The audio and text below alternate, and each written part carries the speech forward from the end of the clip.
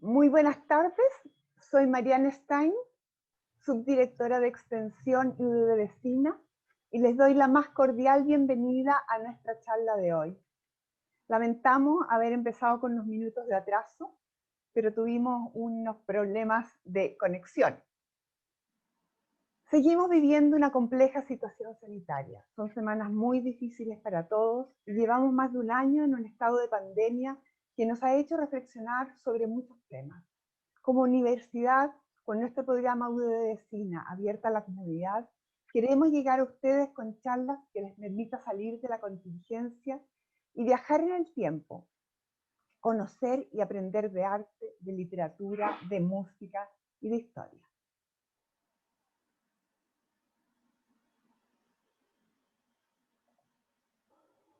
Hoy estamos iniciando la primera charla del ciclo Dante Alighieri, il Sommo Poeta a 700 años de su muerte, con el tema Panorama de la literatura medieval europea en los siglos XIII y XIV, transmitiendo a través de Zoom y uddtv.udd.cl. El streaming de nuestra universidad, plataformas que no están ajenas a problemas, por lo que desde ya les agradecemos su comprensión si hubiese algún inconveniente relacionado con el audio o la imagen durante esta charla. En la pestaña Preguntas y Respuestas, en la pestaña Preguntas y Respuestas, Q&A, pueden realizar las preguntas que le transmitiremos a la expositora al final de su presentación en la medida que el tiempo lo permita. También habilitaremos las votaciones para que puedan responder una muy breve encuesta. Estamos con la profesora Ana María Maza Sancho, quien esta tarde nos hará un recorrido cultural por la Europa de los siglos XIII y XIV, que fueron de una gran transformación intelectual. Se crearon las universidades, hubo importantes cambios económicos que permitió el desarrollo de las ciudades con catedrales góticas de dimensiones extraordinarias. Un tiempo y un espacio en el cual se creó una nueva literatura, alejada de la épica. Se inventó la teoría del amor, la poesía de los trovadores, la novela de caballería, las lenguas modernas.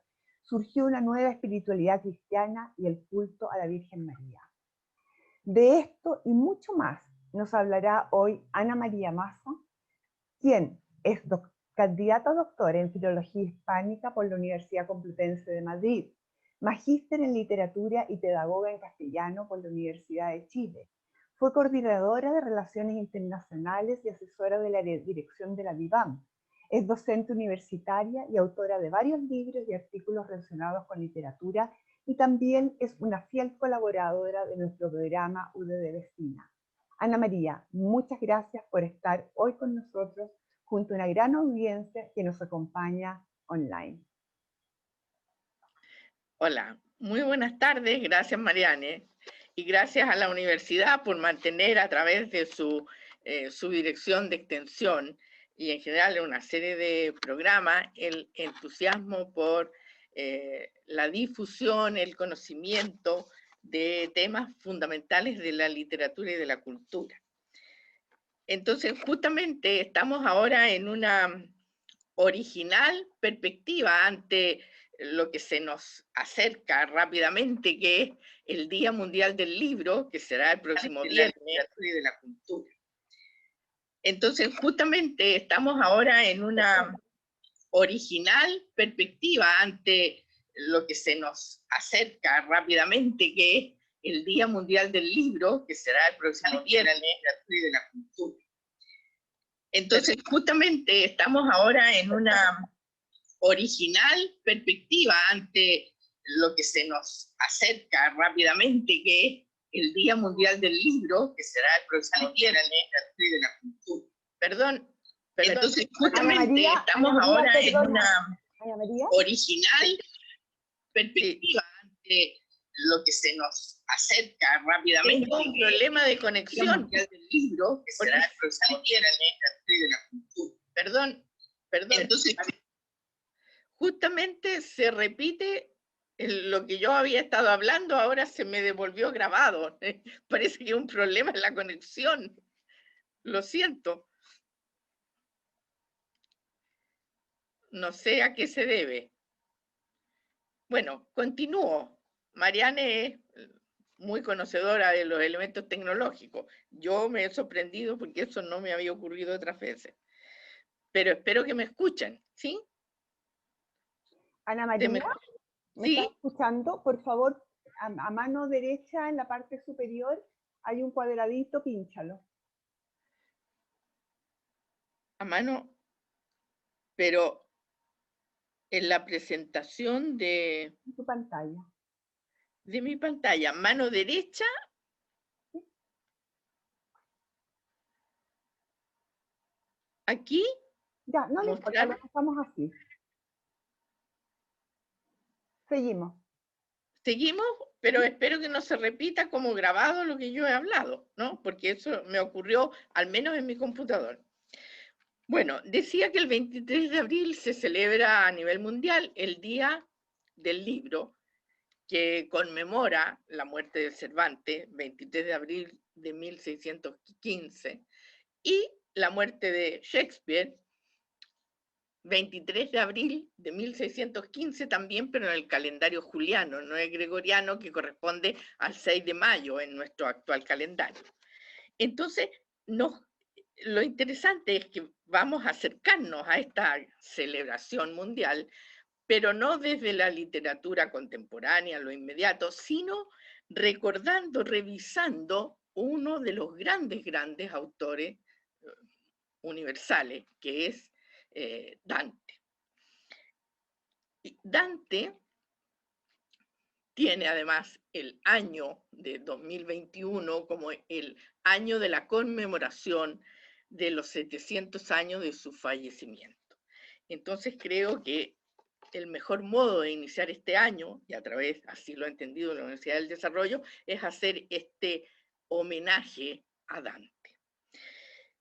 Para entender la magnitud de la obra de Dante, que no es simple, no es tan fácil que un lector de distintas edades se acerque a los textos, como puede hacer con una obra de Shakespeare o con el mismo Don Quijote de la Mancha, porque la dimensión simbólica que representa la Divina Comedia, fundamentalmente, es de tal magnitud que, eh, así como tiene un guía dentro de la Divina Comedia, es necesario siempre una revisión del contexto, un conocimiento de aquello que hizo posible que en poco tiempo, a los 40 años, ya estuviera en una condición tal de escribir una obra tan compleja, tan completa, tan extraordinaria como la Divina Comedia. Entonces, para eso, en esta primera charla vamos a revisar cuál es la condición de Europa en el momento en que nació Dante, qué tipo de influencias tan importante tuvo, porque todo aquello está incorporado en la obra de Dante. Por lo mismo, vamos a ir revisando algunos elementos que son elementos fundamentales.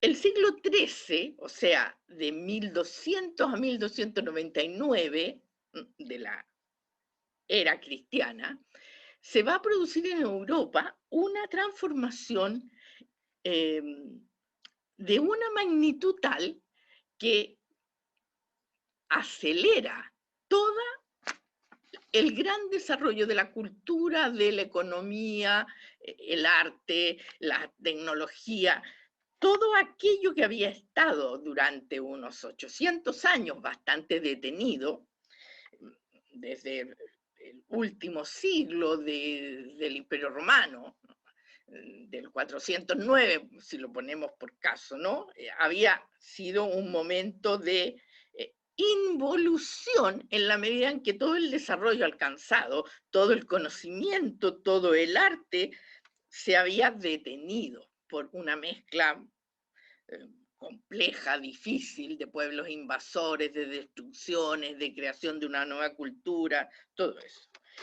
Entonces, en el siglo XI, siglo XII de Europa, está recién normalizándose una relación no guerrera. Se dejan ya de dar los paseos que hacían los vikingos destruyendo todo, ¿no? Las grandes invasiones árabes, las grandes invasiones de otros pueblos como los húngaros y otros. Entonces comienza un momento de estabilidad y de paz. Con la paz siempre llega un desarrollo de la cultura.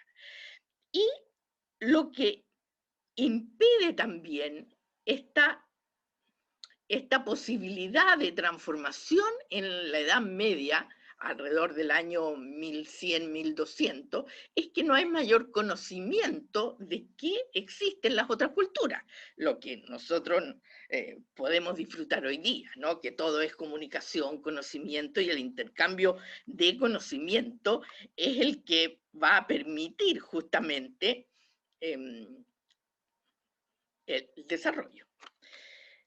Entonces, ocurre que no se sabe bien de otras culturas, porque, por ejemplo, ya en China, en el siglo XI, existe la impresión con imprentas de tipos móviles en madera.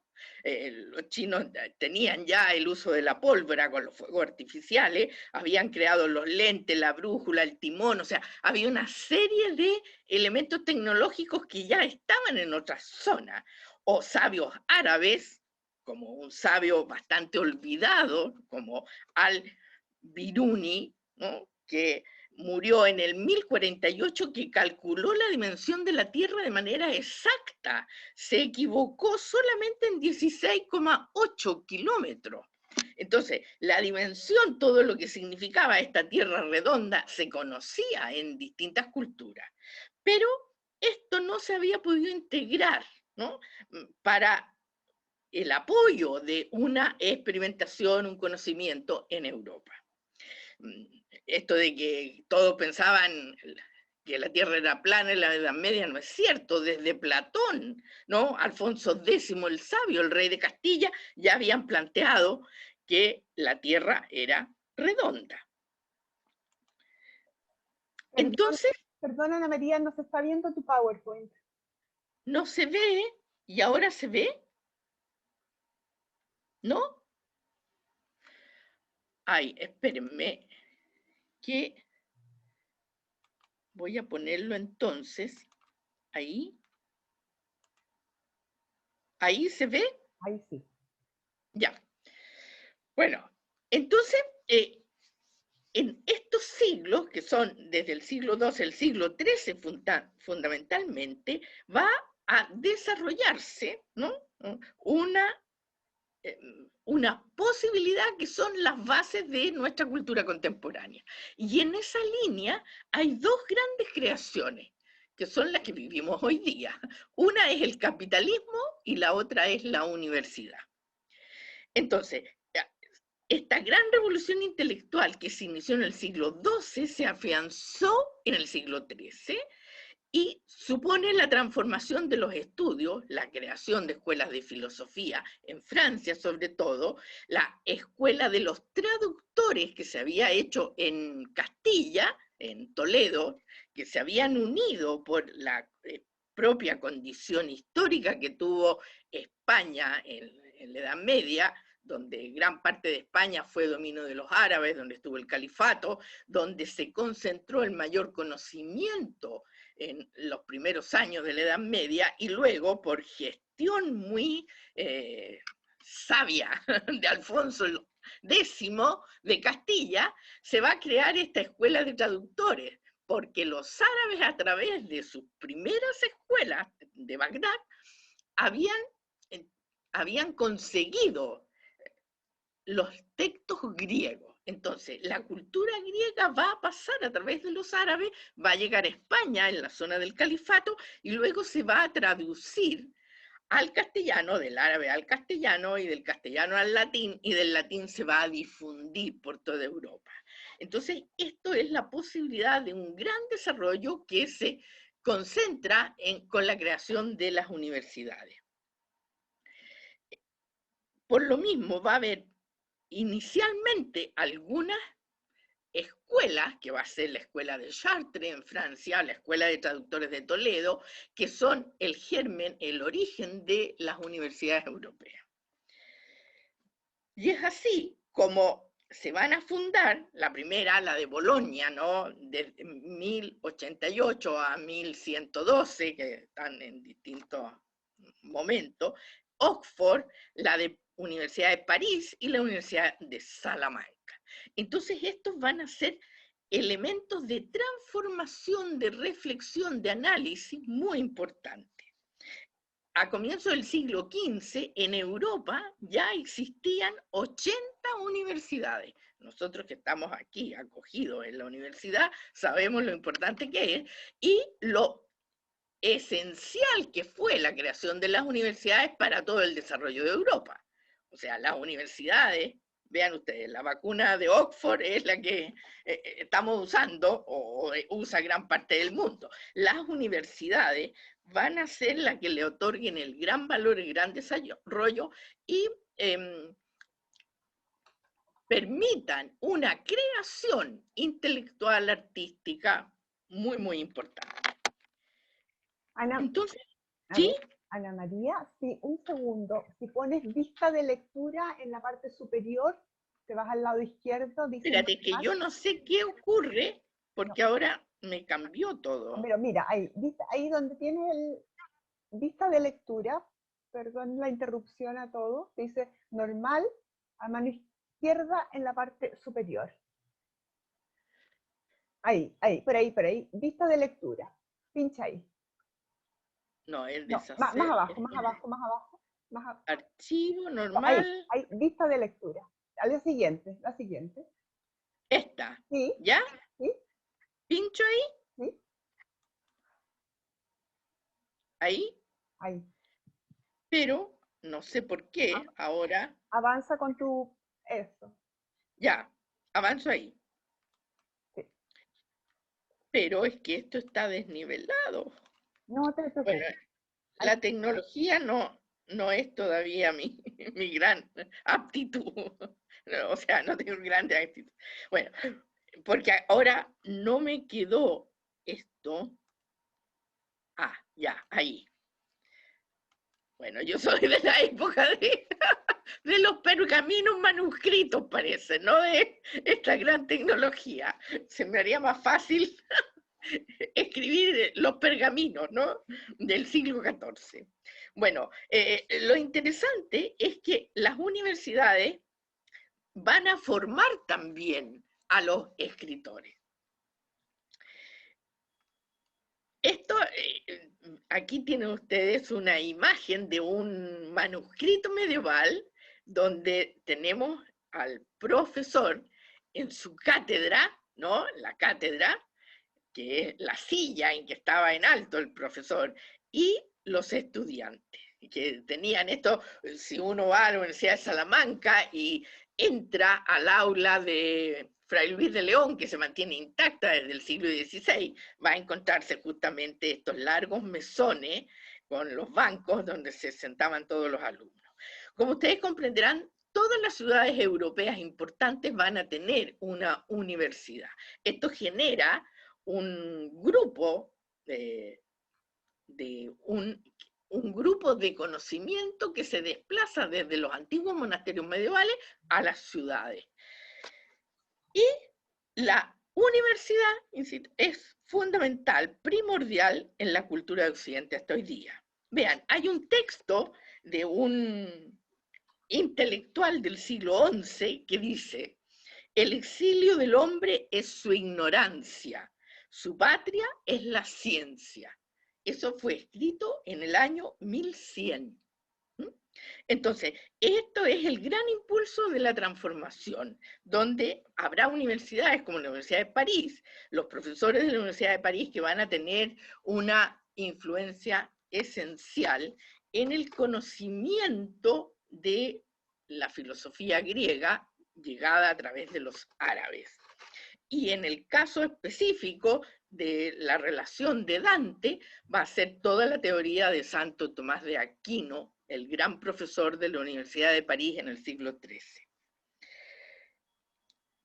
Existe esta red de universidades donde los profesores van de una universidad a otra, o sea, no ha cambiado nada la universidad hasta desde entonces, y los alumnos también circulan, porque la lengua común de todas las universidades es el latín.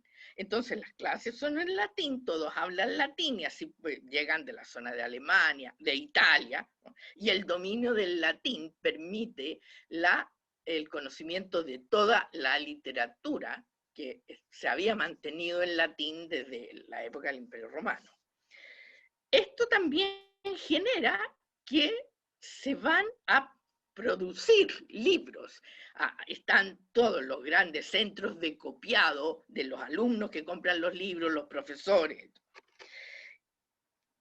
Eso permite entonces que las mismas ciudades amplíen todas sus posibilidades económicas. Aparece un sector que es diferente al que existía en los siglos anteriores de la Edad Media, que van a ser los burgueses. O sea, el burgués es el hombre del burgo, y el burgo es la ciudad, que burg es una de las formas que queda del alemán en las lenguas latinas de Europa.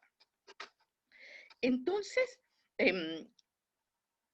este siglo, ¿no?, va a tener la universidad como la gran creación, la gran originalidad, y en la forma económica innovadora va a ser el capitalismo y las nuevas profesiones que se generan desde esta transformación económica que tendrá Europa. El capitalismo entonces supone, por un lado, el comercio. En una Europa pacífica ya es posible ir de una ciudad a otra, transportar las mercancías, pero aparece, después de una serie de divergencias desde la Iglesia Católica, el papado que prohibía los intereses, que mucho más, luego solamente prohíbe la usura, se va a desarrollar el comercio y además el traspaso financiero. Van a aparecer los bancos. Los mercaderes del siglo XII van a usar la letra de cambio, que es una protección para los robos y los asaltos de camino. Estas letras que nosotros los mayores hemos conocido toda la vida, se inventaron en ese siglo, en el siglo XII, siglo XIII, que significaba que había un señor en un banco en la plaza de la ciudad que le daba una nota escrita a un viajero para que él le guardara el dinero y entregara la letra a otro amigo de este señor en la ciudad de destino, y ahí se le pagaba un porcentaje, pero así no tenía que transportar el dinero. Ese es el origen de los bancos, ¿no? O sea, los bancos nacieron justamente a través del préstamo. Y eso va a generar, sobre todo en Italia, un desarrollo económico sorprendente, que está unido a justamente la libertad, esto que lo conocemos hoy día, que pareciera algo nuevo, ¿no? El emprendimiento, el proyecto, todo eso se inventó en Europa en el siglo XII, se consolida en el siglo XIII, porque en el siglo XIII tenemos ya a grandes profesores universitarios, una cantidad importantísima de alumnos, y a el comercio y la banca funcionando a través de préstamos, que va a permitir el gran desarrollo económico de zonas como la zona de Italia, ¿no?, Florencia especialmente, donde toda la fabricación, los talleres de tipo artesanal se van a ir transformando, y eso da una riqueza sorprendente, fuera de la que desarrolla Génova y Venecia. Eso en Italia, además de todo el gran desarrollo que podemos encontrar en la zona de Flandes.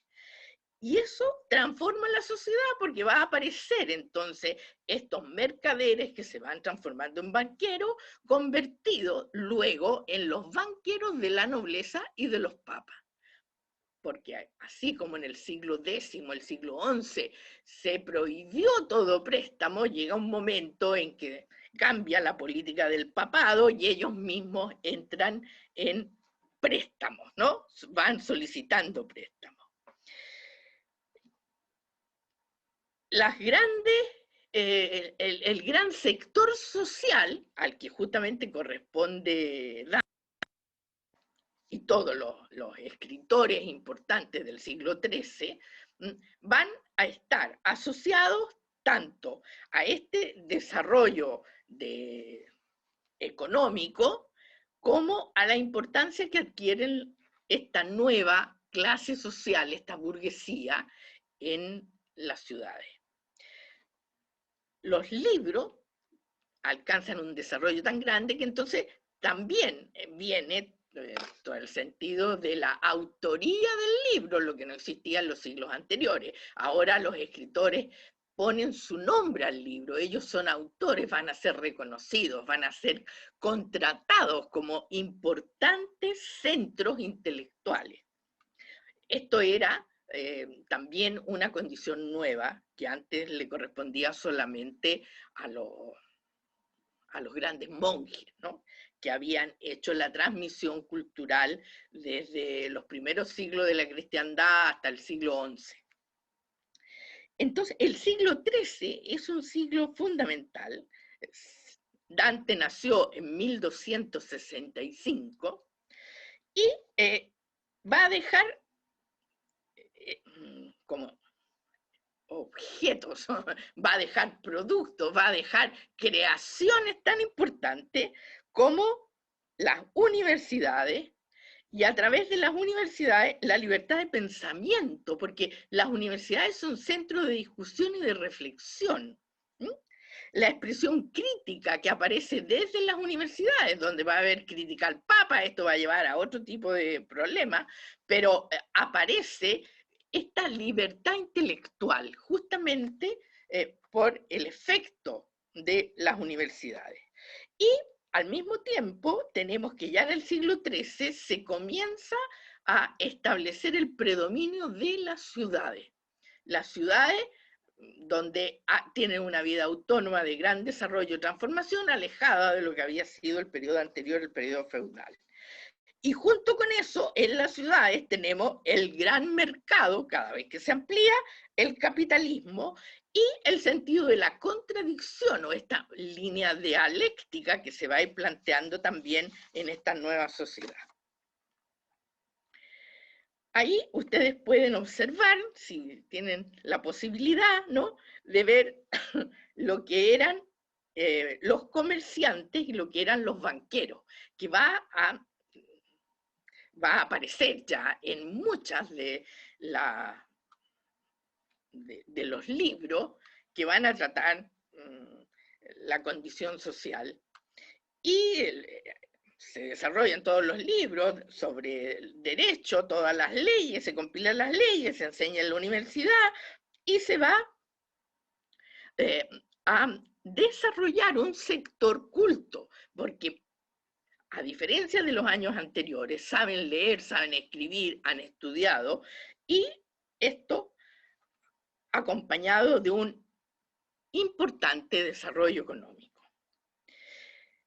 Esto va a llevar también a las grandes disputas intelectuales, ¿no?, que, como todo conocimiento reflexivo, se da entre distintos puntos de vista, porque la Edad Media no fue unívoca, no hubo una sola posibilidad de entender la realidad. Esto es muy interesante, porque ya desde el siglo XII al siglo XIII hay grandes intelectuales, grandes profesores, que antes de la Universidad de París entraron en disputas fundamentales de tipo teológico, pero estas disputas teológicas son la expresión además de la posibilidad de entender el mundo.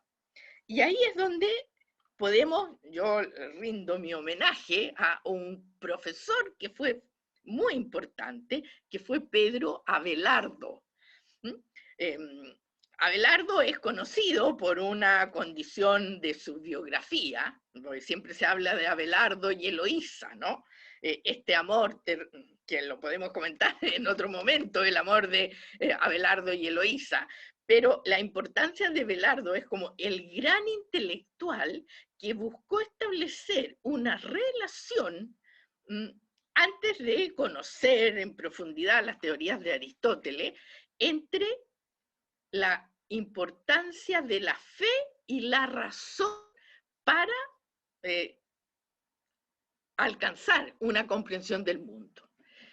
Antes de Abelardo se entendía desde la teología y la influencia de San Agustín en que solamente la fe permitía la posibilidad de entender la realidad. Pero entonces esto se va ampliando, incorporando elementos racionalistas que luego van a ser fundamentales en la teoría de Santo Tomás de Aquino. Él fue el primero que incorporó alguna de estas teorías de Aristóteles. Recuérdense que las teorías de Aristóteles tienen que ver más con una condición que permite la razón como elemento básico de comprensión del mundo.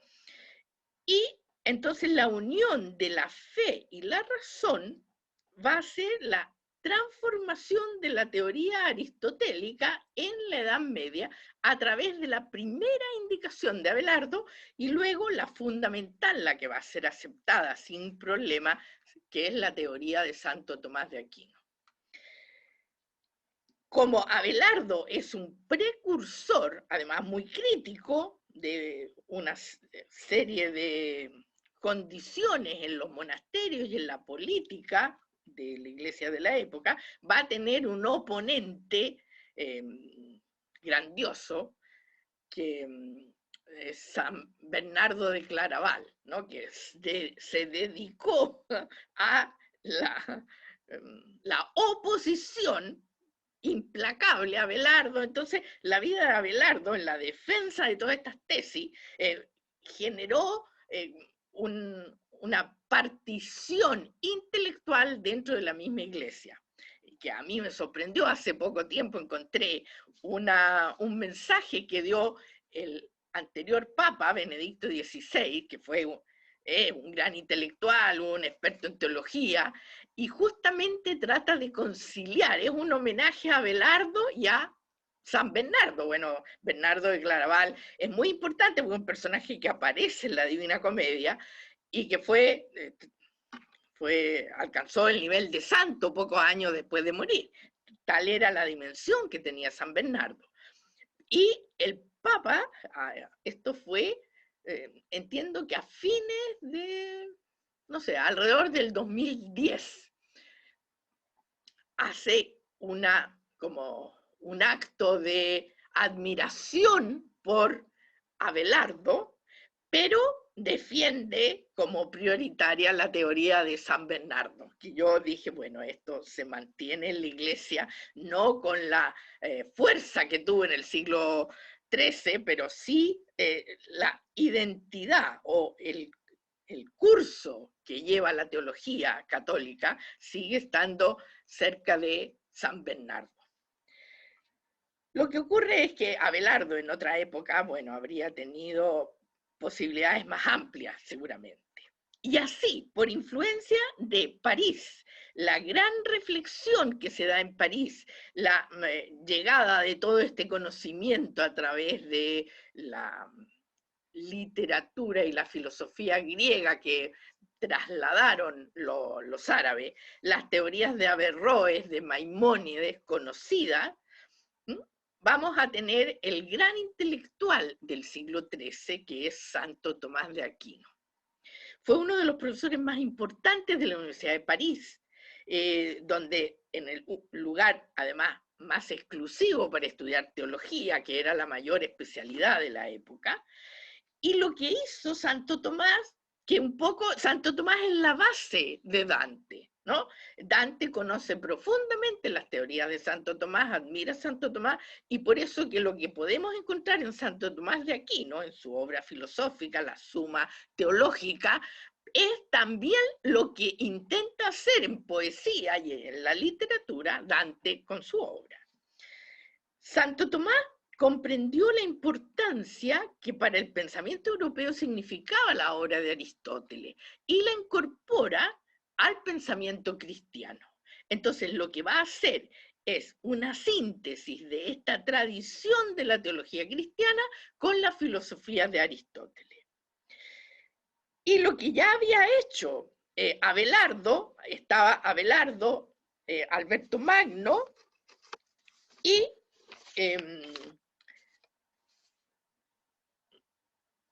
llega hasta Santo Tomás, donde en Santo Tomás se entran en diálogo todas las teorías que vienen desde San Agustín, ¿sí?, que establece el sentido de la fe, el aristotelismo que tienen las teorías de Averroes, ¿no?, un gran filósofo árabe de Córdoba, de la época finales del Califato de Córdoba, y de Maimónides, que es judío sefardí, también de Córdoba, de los mismos siglos. Entonces, esto que ha sido los textos de estos grandes intelectuales no cristianos van a ser traducidos al latín y van a llegar hasta Santo Tomás de Aquino. Y ahí se da esta unión de la condición de explicación del mundo a través de la fe y a través de la razón. Santo Tomás estudió en la Universidad de París, tuvo de maestro a Alberto Magno, que ya había cogido, les digo, la teoría de Aristóteles a través de la influencia de Abelardo, y une la razón y la fe. Entonces va a desarrollar también lo que va a ser muy importante en los siglos XIV y siglo XV de la Edad Media, toda una teoría sobre la ética y la moral, basada en la misma ética de Aristóteles. Me imagino que muchos conocen el gran libro de Aristóteles sobre la ética, que es la Ética a Nicómaco, donde se plantea tanto Aristóteles como lo va a hacer después Santo Tomás, que el fin último del hombre es el bien de su especie. Todo esto que yo les estoy planteando es lo que está en la Divina Comedia. O sea, esto no está inventado por Dante, porque Dante es como el mejor discípulo de todos los grandes intelectuales anteriores a él. Entonces, en la teoría de Santo Tomás se plantea que el fin último del hombre es el bien de su especie, su plenitud, su perfección, y además alcanzar la felicidad, que es la línea de Aristóteles. Y esta siempre va a ser una felicidad imperfecta, la felicidad humana. Pues además está siempre la contradicción. Y la ley natural del hombre es alcanzar su bien, su virtud. Y la virtud del hombre es reflejo de la virtud de Dios, en la teoría de Santo Tomás. Entonces, después de alcanzar esta condición humana, los hombres, los seres humanos, diríamos hoy día, desean la unión contemplativa con Dios, porque la felicidad humana perfecta solo es posible alcanzarla en el cielo. O sea, la condición humana a través de la temporalidad, la contradicción que existe en la vida humana es imposible de alcanzar en plenitud. Entonces, desde la misma teoría de Santo Tomás, tenemos la base, la matriz teológica que es el fundamento de toda la obra de Dante. El siglo XIII, a su vez, ¿no?, termina con el gran periodo que va a ser el primer periodo original medieval, el románico, y este gran desarrollo económico que están teniendo las ciudades va a permitir la creación de un arte diferente. Y ahí es donde aparece esta maravilla del arte gótico. Y el arte gótico, entonces, representa el arte de la ciudad. Aquí tenemos la imagen de Notre Dame de París, que va a ser la catedral, ¿no?, del primer periodo del gótico, que incorpora las grandes transformaciones que inicialmente se hicieron en Francia, también en París, en las afueras de París, en la abadía de Saint-Denis. Y esto va a permitir que aparezcan una serie de innovaciones tecnológicas, innovaciones en los materiales y una gran riqueza que va a ir entregando la ciudad, cada vez más rica esta ciudad, para destacar la condición de originalidad y de belleza que tiene este nuevo tiempo.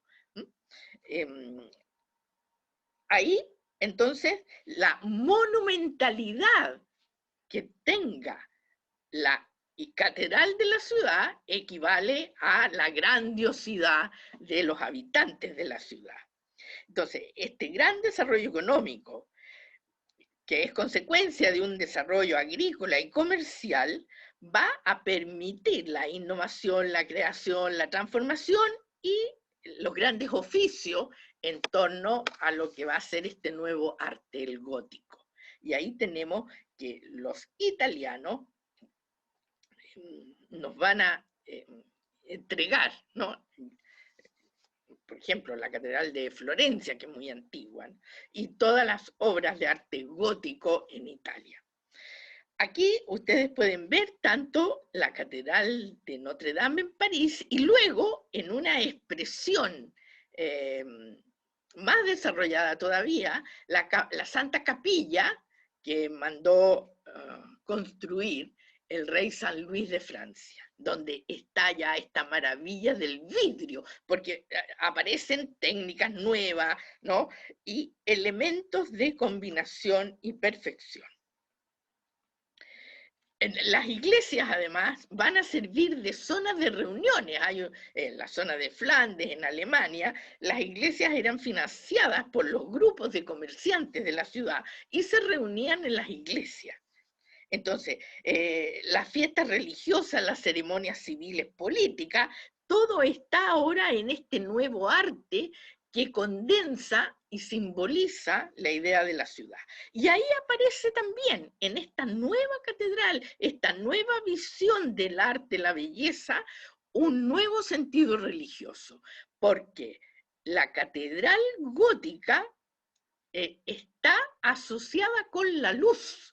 La catedral gótica, elevada, va a tener grandes vidrieras, grandes ventanas, muchos colores, y la relación es justamente de el sentido de la luz es la simbología de la idea de Dios.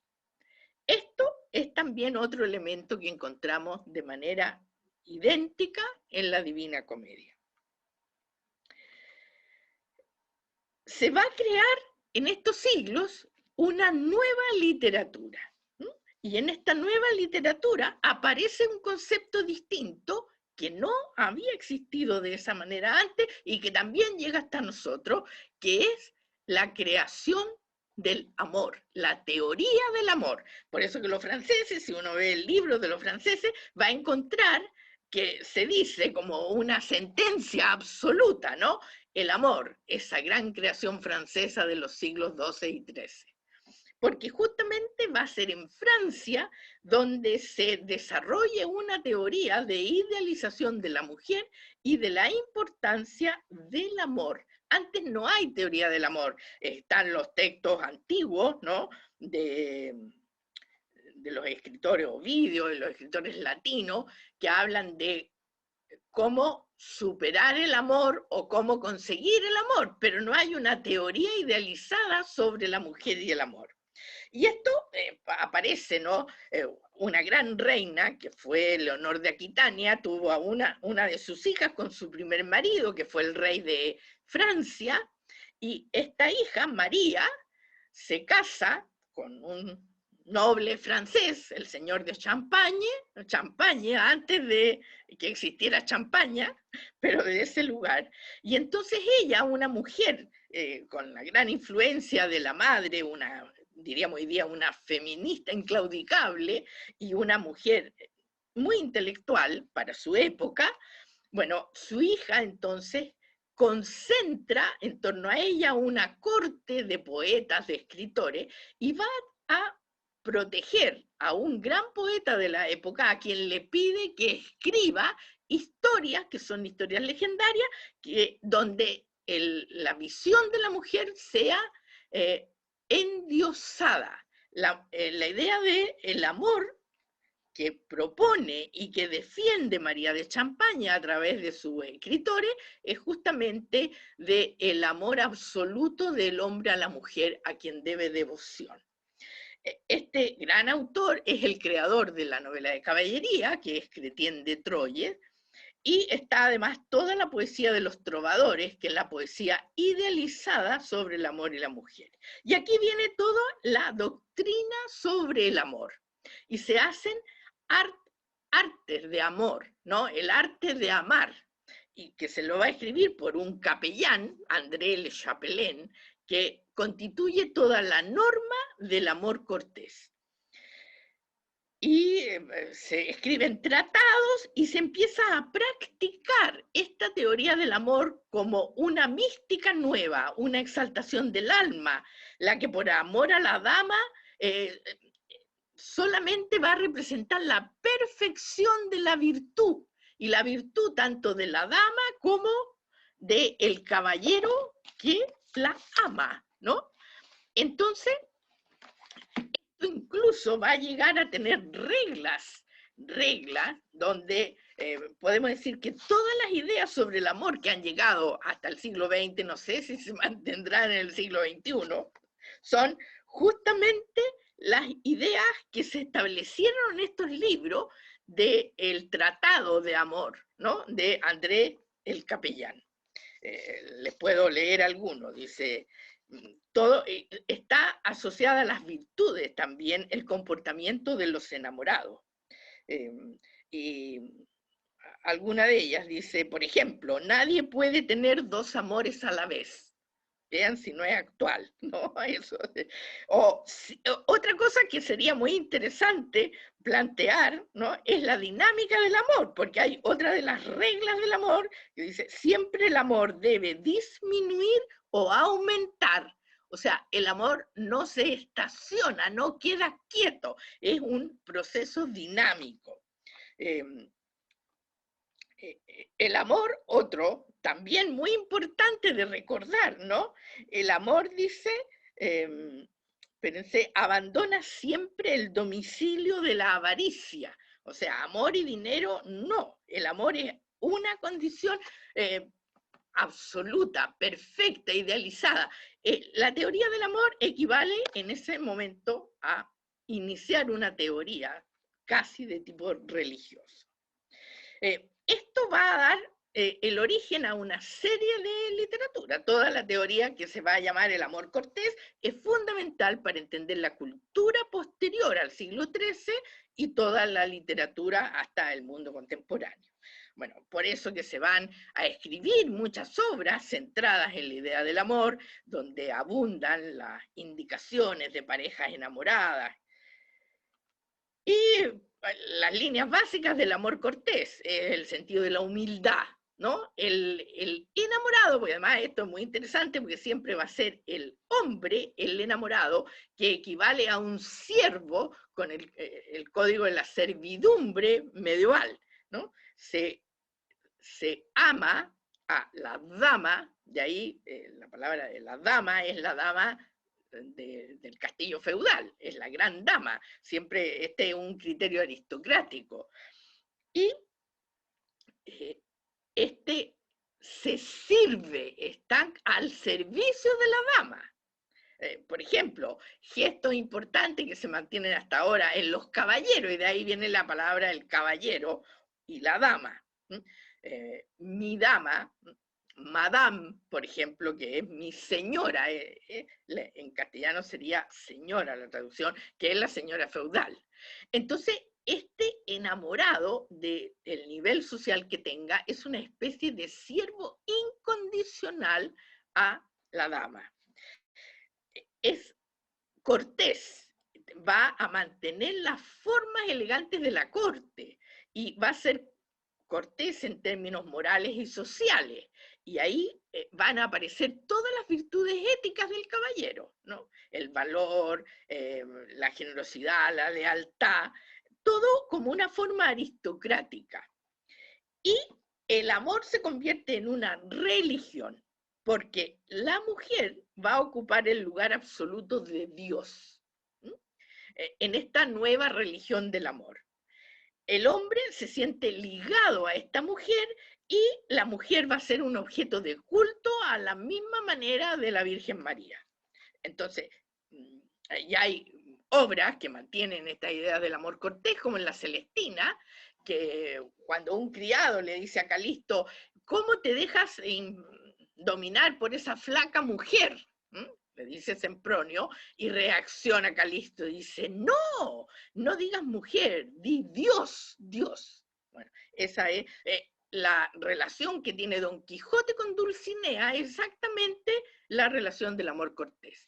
Y la que va a tener Dante con Beatriz o Petrarca con Laura es justamente la expresión de toda esta teoría que dominó, bueno, de manera triste podríamos decir que ha dejado de ser tan importante, pero que fue fundamental hasta el siglo XVII. En esa línea de lo que es la importancia del amor, el amor cortés, hay dos grandes poetas italianos, uno conocido por Dante como Petrarca y otro muy amigo de Dante que es anterior a Petrarca, que es Cavalcanti. Y justamente ellos desarrollan esta teoría del amor. Cavalcanti va a decir que dama me ruega quiera yo discurrir sobre un accidente frecuentemente fiero y altanero que es llamado amor, tal que nadie lo niega pueda sentirlo. O sea, aquí va a venir toda la teoría del amor que va a aparecer en toda la literatura, fundamentalmente en la poesía. Cavalcanti es el primero que se plantea el sentido del amor, y luego Petrarca, en obra, va a tratar de definir el amor y luego expresar el sentido absoluto que tiene el amor en todos sus poemas, los poemas a Laura, ¿no? Este es un texto de Petrarca que dice, porque el amor es un escondido fuego, una agradable llaga, un sabroso rejalgar, una dulce amargura, una delectable enfermedad, un alegre tormento y una blanda muerte. Porque además comienza con Petrarca y antes con Cavalcanti una teoría sobre el amor. Teoría que también está en Dante. Lo que pasa es que Dante lo lleva a un estrato superior de purificación a través de la imagen de Beatriz. No es un amor que esté asociado a la conquista, porque este amor es de devoción, ¿no? Algo que no está muy de moda, no sé, ¿no? Pero es donde la dama equivale a un objeto extraordinario, y este objeto extraordinario necesita la devoción del enamorado, le corresponda o no le corresponda la dama. Y la dama es una relación asociada con la Virgen María, de ahí que las grandes catedrales, como Notre Dame, es Notre Dame, Nuestra Señora, porque es la señora, la amada, donde la Virgen María también está representando esta condición extraordinaria de la mujer.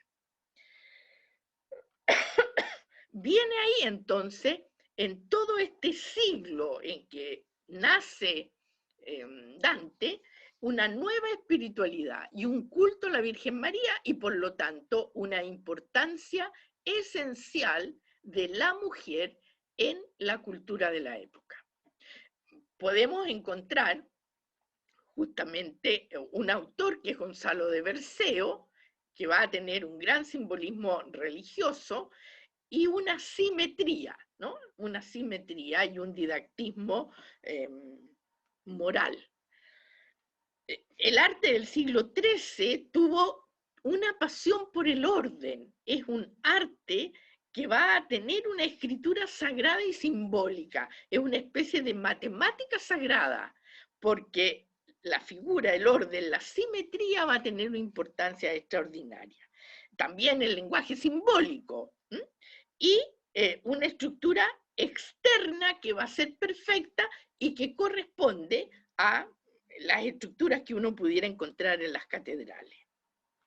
La importancia de la Virgen María es el equivalente también, porque viene de manera similar el desarrollo del amor cortés, de la importancia de la mujer, que es lo que vamos a encontrar en toda la obra de Dante, de Petrarca, y la importancia de la Virgen María, que van a ser equivalentes, por ejemplo, las cantigas de la Virgen María. Que nos expresa justamente esta devoción sublimada ahora a un sentido religioso. Dante nace en el siglo XIII, se forma de manera muy compleja, tiene una formación intelectual muy importante y comienza su gran obra en los primeros años del siglo XIV. Entonces, el siglo XIV va a tener estas grandes creaciones, van a coincidir justamente en Italia, el desarrollo de las lenguas modernas. Dante será el primero que nos entrega un texto poético en toscano, la lengua nueva, una lengua romance. Y entonces se desarrollan las lenguas romances ya de manera autónoma, con grandes creaciones literarias en el siglo XIV, y vamos a tener tanto la Divina Comedia de Dante como los sonetos de Petrarca y el Decamerón de Boccaccio, todo en el siglo XIV, antes de la gran epidemia, ¿no? De la peste negra, que es la que va a transformar el desarrollo económico, cultural y vital de Europa del siglo XIV. La patria de Dante es Florencia, y en Florencia vamos a tener que se unen los elementos de lengua y literatura a través justamente de Dante. En el 778, Florencia va a ser conquistada por Carlomagno. En el 1115, la ciudad se libera del Sacro Imperio Romano Germánico. Va a tener disputas interminables de estos poderes de ciudades, porque en otras zonas se han creado los imperios, ¿no? Desde el imperio de Carlomagno o los grandes reinos de Castilla en la península ibérica. Pero en Italia, que es la primera donde se desarrolla el gótico de manera autónoma y con grandes riquezas también, porque van a tener toda esta riqueza del comercio, de los bancos. Florencia es el centro de la banca florentina, y ahí, desde el siglo XII, que están las disputas de Pisa, de Siena, por la hegemonía del comercio, de la banca y el dominio de toda la Toscana. En el siglo XIII, que va a estar la guerra que compromete profundamente a Dante, que es la guerra de los güelfos, que son defensores del Papa y su autonomía, y los gibelinos, que son los partidarios del imperio, del Sacro Imperio Romano Germano. Esto va a generar guerras y pugnas y persecuciones muy importantes. Florencia, la patria de Dante, es una zona güelfa en su mayoría, pero este grupo de los güelfos, que son los que defienden al Papa, se va a dividir después entre blancos y negros, y en medio de esas disputas, bueno, el mismo Dante va a tener graves problemas. El poder de Florencia en esa época era tal, por su desarrollo económico, que el florín de oro, la moneda de Florencia, que se acuñó ya desde el 1252, va a permanecer 3 siglos como uno de los patrones monetarios del mundo. Era la moneda más importante junto con el ducado veneciano. Las monedas que tenían en Francia, en Alemania, en España, no tenían ninguna solidez. frente a estas monedas italianas y fundamentalmente la de Florencia, la patria de Dante. Y Dante va a quedar en medio de sus afanes políticos, culturales, en defensa de los güelfos, peleando primero con los gibelinos y luego entre los blancos y los negros. Aquí tenemos ya la Florencia, la patria de Dante, desde la época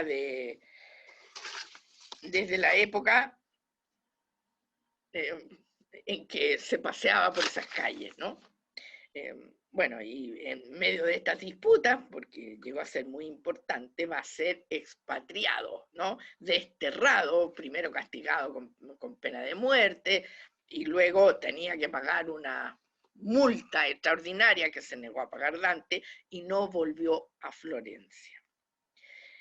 Esta es la casa de Dante en Florencia, que es muy emocionante, ¿no? Porque es una casa de una familia importante de la época y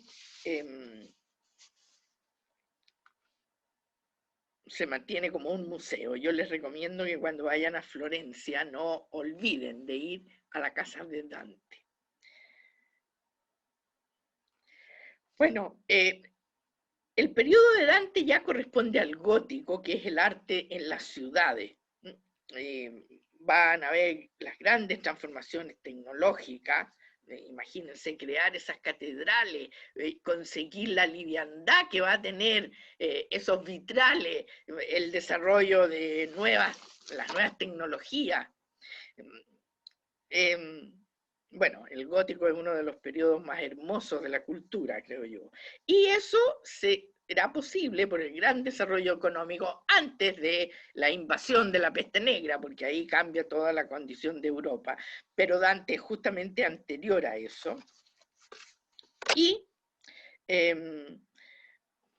las grandes catedrales que van a servir de zona de reuniones de la ciudad, donde se van a desarrollar las fiestas religiosas, las ceremonias civiles y políticas, el arte dentro del mundo de la catedral, este símbolo de la catedral gótica, que representa la belleza de Dios, el poder de lo divino, la trascendencia, el sentido de la luz, por ejemplo, que es una de las características de las catedrales góticas, que es justamente un elemento fundamental para entender la obra de Dante. La Divina Comedia es exactamente esta visión final, al término de la Divina Comedia, el descubrimiento de la luz como Dios. Bien sorprendente, bueno, lo vamos a ver en la siguiente charla, que será la concepción que está en la Divina Comedia, que es una obra compleja, pero absolutamente extraordinaria, donde está la simbología numérica, la simbología de colores, el proceso del camino del héroe, podríamos decir, la versión de todas las posibilidades de acompañamiento que equivale a lo teológico, lo filosófico, lo político, la crítica incorporada, toda. Así que yo, bueno, los dejo ahí porque hablar de lo que es el siglo XIII, el siglo XIV, fascinante. El periodo, yo creo, el más hermoso de la Edad Media. Y donde se gestan, además, no podemos olvidar, nosotros somos los herederos de estas grandes transformaciones que se hicieron en el siglo XIII y el siglo XIV. Las universidades, estamos en una universidad, y el capitalismo con el desarrollo de la burguesía, de un nuevo sector, de las ciudades, todo. O sea, estamos con todas nuestras bases en estos siglos que permitieron la creación extraordinaria de Dante. Muchísimas gracias, Ana María. Parece que me pasé un poco no, quédate ahí, déjalo ahí, está muy bien. Te voy a hacer las preguntas y primero es pedir las disculpas a todos por el problema que tuvimos al principio. Fue un problema que tuvimos con Zoom, con YouTube, por eso a eso se debió el eco y no nos había pasado nunca.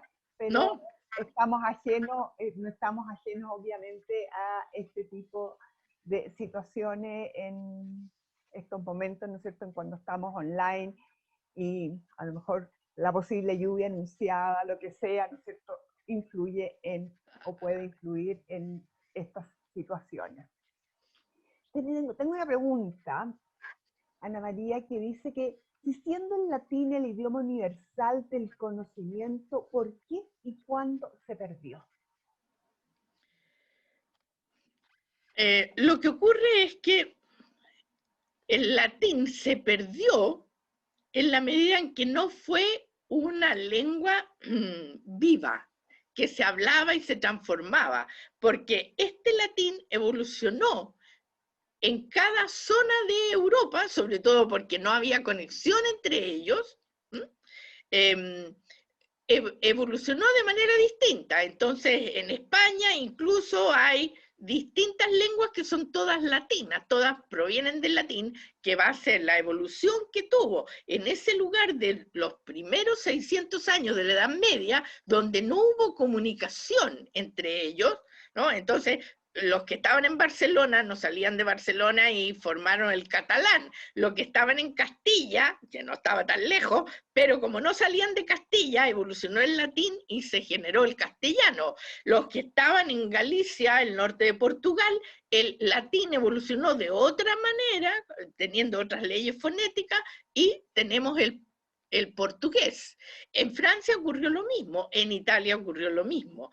Entonces, el latín se convirtió en una lengua universal de intelectuales. Bueno, hasta hoy día se mantiene de esa manera porque hasta los términos científicos y todo para darle sentido universal, se mantiene esta lengua que sería de unión de conocimiento, pero al no ser una lengua viva, bueno, se mantenía en las universidades. Las universidades hacían sus enseñanzas en latín, los textos que se usaban eran del latín, además de los textos en las lenguas medievales. Por eso, por ejemplo, que el barrio de París se llama el barrio latino, porque en París, en esa zona de París, se hablaba latín porque eran los que estaban alrededor de la Universidad de la Sorbonne. Entonces, el barrio latino, que está, la Sorbonne está en el barrio latino, al otro lado del río, ahí se seguía hablando en latín porque de esa manera era la lengua internacional de la Edad Media. Era la lengua de la iglesia y la lengua de las universidades. Pero esto no pudo tener la fuerza para generar una mantención del latín en toda la zona, porque la naturaleza de las lenguas es su evolución. Entonces va a quedar cada vez más como la lengua de los intelectuales. Pero eso permite una especie de circuito entre los intelectuales medievales. Porque un profesor, bueno, y siguió siendo la lengua de la iglesia, yo recuerdo, hasta el Concilio Vaticano II, que se hacía la misa en latín, porque esa era la forma universal de mantener un conocimiento, pero al no ser ya un lenguaje vivo, bueno, queda como un lenguaje asociado a la ciencia o a las liturgias. Y desde el siglo XI ya se desarrollan las lenguas nacionales. Por ejemplo, Dante va a ser el primero que va a escribir, sabiendo latín perfectamente, porque todos dominan el latín, pero entienden que la creatividad, la posibilidad de asociaciones múltiples, de difusión mucho mayor, se va a conseguir con las lenguas románicas, ya sea el italiano de Toscana, como el de Dante, ya sea en el castellano, ya sea en el francés Doyle, ¿no?, que va a ser la evolución en la zona de París, o la literatura en la Languedoc, que va a ser la literatura en la zona del sur de Francia, que es un latín evolucionado de manera más conservadora que el norte. Por eso que incluso si ustedes observan, la pronunciación de París es bastante más difícil, ¿no?, que la de una zona como Toulouse, en el sur de Francia. Bueno, no sé si le respondo. Muchas gracias, Ana María. Preguntan si hay algún consejo para comenzar a leer la Divina Comedia. Una orientación básica que espero dársela yo la próxima semana, porque acercarse a la Divina Comedia así en frío no es tan fácil, ¿no? Es una obra extraordinaria, pero tenemos que entenderla como la obra que concentra todo el conocimiento posible de la época. Entonces están los elementos históricos, literarios, claro, pero teológicos, filosóficos, científicos, es todo. La Divina Comedia tiene todo dentro de una simbología propia del siglo final del siglo XIII. Entonces, bueno, yo le recomendaría que conversáramos la próxima semana, ¿no? Que tenemos otra reunión, y ahí yo espero que todos se entusiasmen y comiencen a leer la Divina Comedia. Ana María, muchísimas gracias por esta travesía de aprendizaje a la literatura medieval de los siglos XIII y XIV y a conocer aspectos tan interesantes como la obra que nos mostraste de Gonzalo de Berceo, el simbolismo religioso, la simetría, y luego, ¿no es cierto?, el inicio ya del siglo XIV con las grandes creaciones literarias, especialmente la Divina Comedia de Dante, de la cual nos hablarás la próxima semana. Queremos aprovechar también de agradecer a todos quienes nos han acompañado hoy. Para nosotros como Universidad del Desarrollo nos motiva a realizar estas charlas, poder vincularnos con nuestro público y abrir ventanas a otros mundos. También a través de cursos, talleres y diplomados que son oportunidades de aprendizaje y de nuevos conocimientos. Nuestras charlas quedan grabadas y en un par de días las pueden volver a ver en nuestra página uddvecina.udd.cl, al igual que todas las charlas online que hemos realizado desde mayo del 2020 en adelante.